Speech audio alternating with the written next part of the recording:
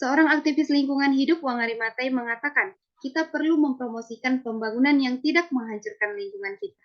Bismillahirrahmanirrahim. Assalamualaikum warahmatullahi wabarakatuh. Om Swastiastu, Namo Buddhaya, dan salam kebajikan bagi kita semua. Salam sejahtera. Sebelumnya perkenalkan, nama saya Nur Salsabila. Saya adalah mahasiswa semester 4 dari program studi manajemen sumber daya perairan Fakultas Ilmu Kelautan dan Perikanan. Di sini saya adalah peserta pemilihan mahasiswa berprestasi tingkat universitas. Baik, langsung saja saya akan mempresentasikan terkait gagasan kreatif saya dengan judul Pengelolaan Aset Laut dan Pesisir melalui Pembangunan Ekowisata Mangrove Berkelanjutan dalam mendukung ekonomi biru di Kepulauan Riau. Untuk latar belakang, diketahui bahwa Kepulauan Riau adalah provinsi dengan luas perairan adalah sebesar 96% dan 4% lebihnya adalah daratan. Maka dari itu, Kepulauan Riau memiliki potensi akan kemaritiman yang besar. Salah satunya adalah terkait vegetasi hutan mangrove. Dari data Dinas Kelautan dan Perikanan Provinsi Kepulauan Riau diketahui luas vegetasi mangrove Kepulauan Riau adalah seluas 67,417 hektar. Nah, dengan latar belakang Provinsi Kepulauan Riau dengan luas wilayah lautan yang besar, maka sebagian besar dan pada umumnya profesi masyarakat lokal adalah sebagai nelayan. Nah, bagaimana pada saat kondisi tertentu seperti cuaca buruk ataupun cuaca yang memang tidak mendukung nelayan untuk turun ke laut. Bahkan dari hasil wawancara ke beberapa nelayan didapatkan hasil bahwa pada saat angin tidak mendukung, pada saat cuaca tidak mendukung mereka untuk turun ke laut, maka dipastikan ekonomi mereka akan turun. Nah, maka dari itu saya mengangkat gagasan kreatif terkait bagaimana pengelolaan aset laut dan pesisir dengan memanfaatkan ketersediaan alam yang memang sudah ada, yaitu dengan mengelola wilayah vegetasi mangrove di Kepulauan Riau. Tujuannya adalah yang pertama mengetahui cara pengelolaan ekowisata mangrove yang tepat dan berkelanjutan. Yang kedua adalah mengidentifikasi potensi mangrove dalam mendukung ekonomi biru di Kepulauan Riau. Untuk tinjauan pustaka, saya mengambil 3. Yang pertama adalah terkait konsep ekonomi biru, di mana ekonomi biru merupakan pembangunan yang tidak melakukan eksploitasi sumber daya alam secara berlebihan, yaitu jangka panjang dan juga terus berlanjut, khususnya untuk sumber daya perairan. Kemudian adalah terkait pengertian vegetasi mangrove, di mana mangrove merupakan pepohonan atau komunitas tanaman yang dipengaruhi oleh pasang surut air laut. Dan yang ketiga adalah terkait pembangunan berkelanjutan sesuai SDGs. SDGs adalah Sustainable Development Goals, terdiri atas 17 tujuan yang sudah disepakati oleh kepala-kepala negara di dunia, yang sudah disepakati dalam forum PBB. Dengan mengambil gagasan ini sudah mencakup 2 goals, yaitu goals ke-8 dan juga goals ke-14. Nah, ini adalah salah satu contoh kondisi vegetasi mangrove yang sudah dimanfaatkan dan juga belum dimanfaatkan di Kepulauan Riau. Yang pertama adalah ekowisata mangrove Panang Tak Jemu. Ini ada di wilayah Kota Batam, di mana memang sudah dimanfaatkan sebagai pariwisata. Dan yang kedua adalah Ekang Mangrove Park, itu ada di Desa Teluk Sebung di Bintan, juga sudah dikelola sebagai tempat wisata.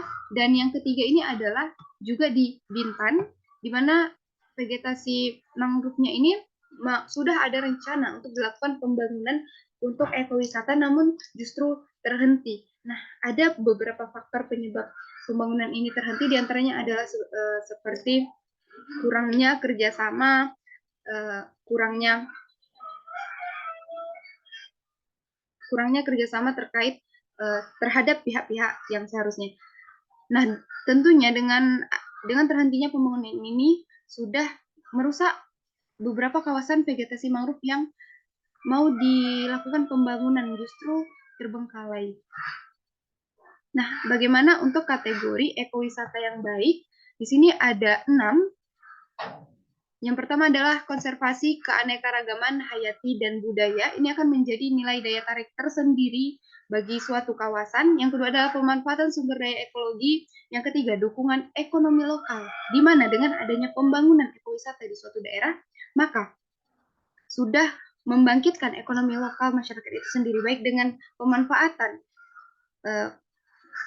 potensi alam yang ada, dan juga mungkin ada masyarakat yang memiliki wirausaha, bisa mengembangkan wirausahanya di sekitar kawasan tersebut. Kemudian adalah pemberdayaan masyarakat, ini bisa melalui seperti pelatihan ataupun sosialisasi, namun dengan catatan melibatkan masyarakat dalam pengelolaan pembangunan tersebut. Kemudian adalah peningkatan kesadaran lingkungan dan budaya untuk terus menjaga agar pengelolaan tersebut tetap berkelanjutan, dan juga yang keenam adalah meminimalisir dampak industri pariwisata lingkungan pada sumber daya lokal.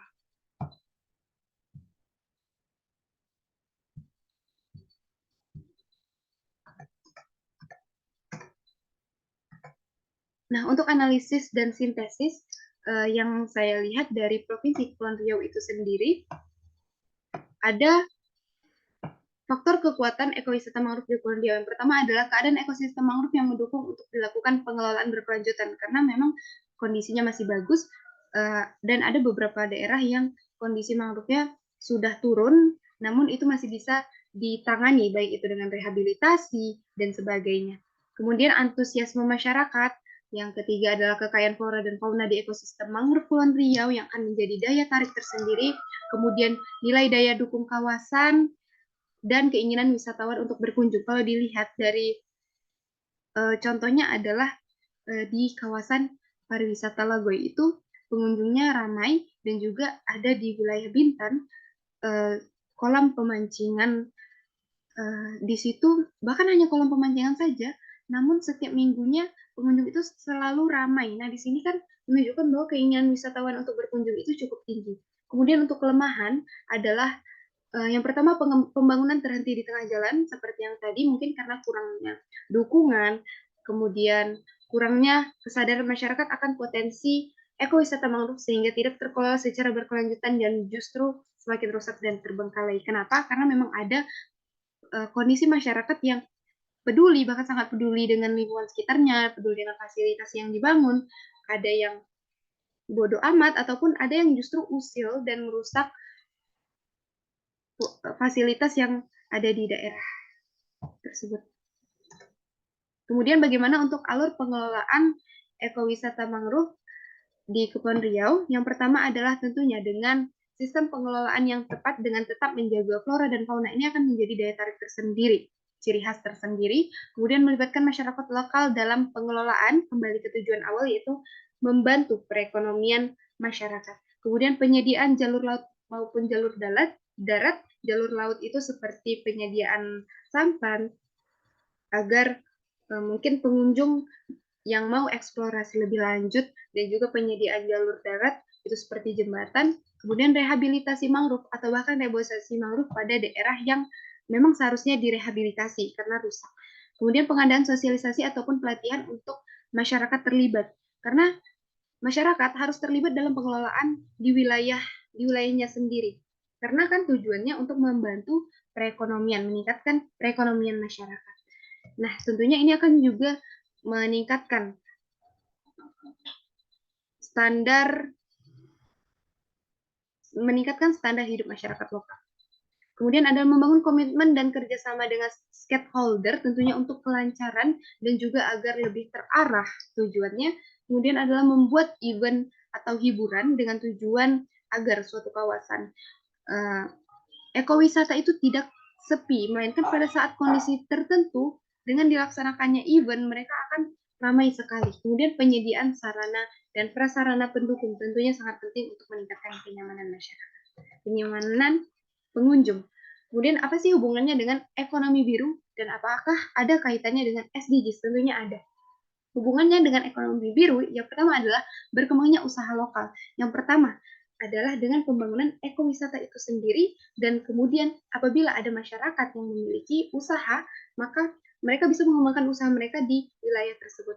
Kemudian adalah peningkatan standar hidup masyarakat dengan berupa pelatihan ataupun berupa sosialisasi, kemudian menjaga kelestarian alam, ini sudah pasti, dan juga sebenarnya sekaligus untuk menjaga stok karbon di wilayah tersebut atau blue carbon.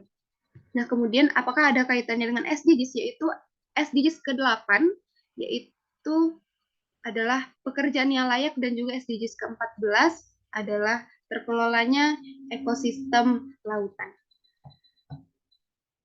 Nah, untuk kesimpulan, jadi pengembangan ekowisata mangrove di Kepulauan Riau yang tepat adalah pertama dengan peningkatan sumber daya manusia, baik melalui sosialisasi ataupun pengadaan pelatihan bagi masyarakat lokal sebagai pelaku penggerak pengembangan ekowisata yang dapat dilakukan agar mencapai standar hidup yang lebih baik dan profesional.